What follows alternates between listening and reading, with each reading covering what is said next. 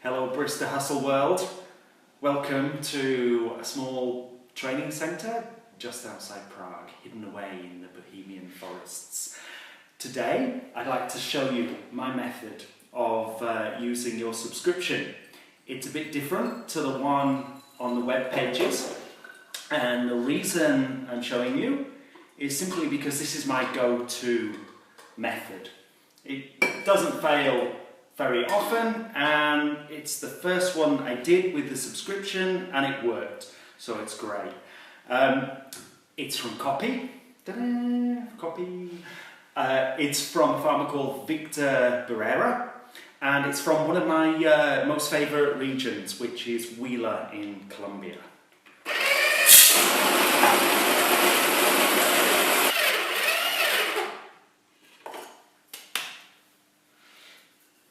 I enjoy coffees from Gwilym simply because of their sweetness and that nice, gentle acidity. Now, this is my method. First, I'm going to put in 55 to 60 grams of water. Give it a good mix, make sure all of it is wet. And hopefully I do that within 10 seconds. The water was 97 degrees, so just off the boil. And I'm now going to wait until 40 seconds before I start pouring the rest. I'm using 20 grams. Now 18 grams actually works better in this size V60 from experience, but I actually want that little bit more coffee. So I'm using 330 grams of water for the brew water weight in total. Right, here we go. Now I'm going to pour it all in, going around the edge. I'm not scared of hitting the edge because it's not going to taste papery. And we're getting up to 330 grams.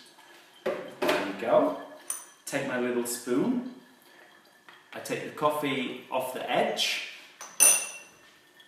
and on 1 minute 30 I'm going to lift it up, give it a little swirl and a tap.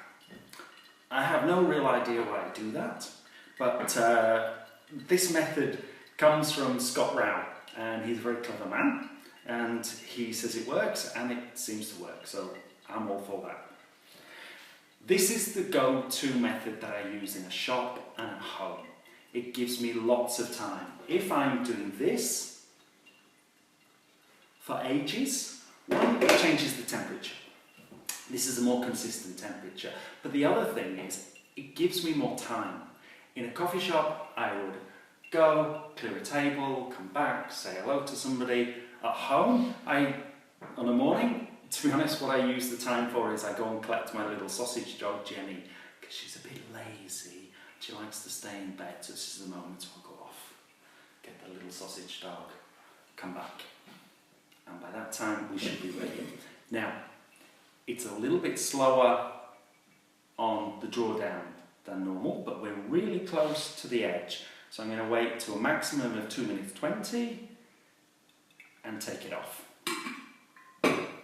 I'm not too fussed about the last bit in there because it doesn't always taste good anyway.